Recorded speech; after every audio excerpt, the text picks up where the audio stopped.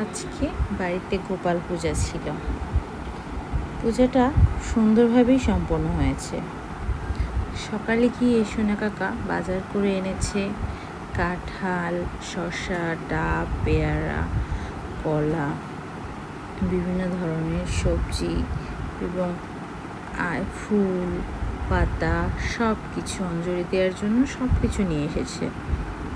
মামুনি, মণিমা, সোনামা সকাল থেকে দেখছি কাজ করে যাচ্ছে। আজকে বাবুর শরীরটা খুব অসুস্থ ছিল।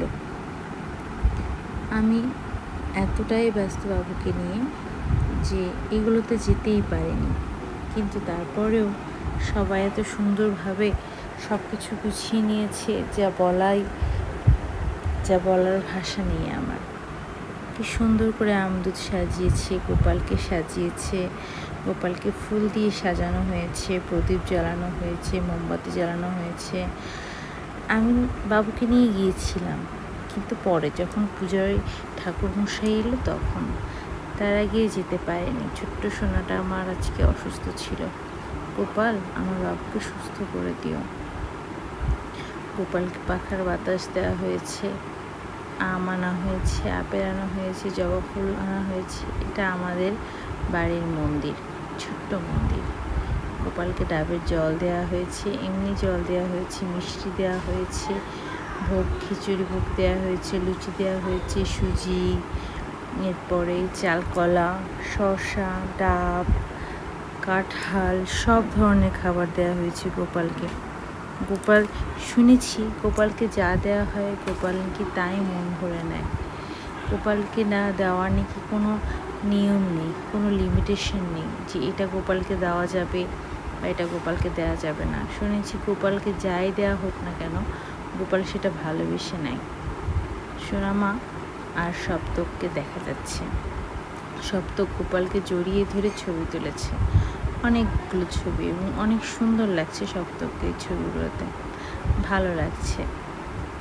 ভাই অনেক সুন্দরভাবে গোপালকে জড়িয়ে ধরে, গোপালের সাথে গল্প করে, গোপালের সাথে খেলে, এবং এই যে খিচুড়ি, প্রসাদ, ঢেঁড়স ভাজি সব কিছু যে গোপালকে দেওয়া হয়েছে, এতে গোপাল হয়তো বা খুশি হবে।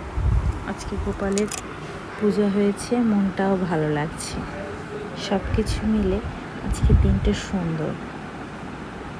আমার বাবুকে নিয়ে গিয়েছিলাম যখন, বাবু তখন ঘুমিয়েছিল, ঘুমের মধ্যেই নিয়ে গিয়েছি গোপালের কাছে। গোপাল পুজো দেখেছে, ঘুমিয়েছিল।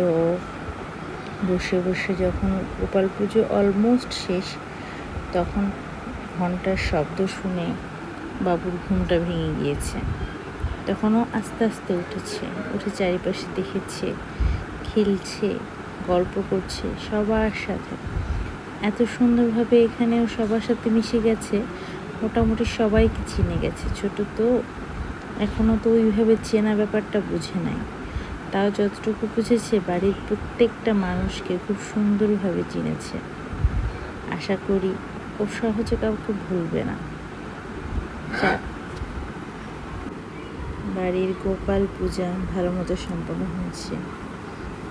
আজকের সব কিছু মোটামুটি ভালোভাবেই সম্পন্ন হয়েছে, সব কিছু সুন্দর।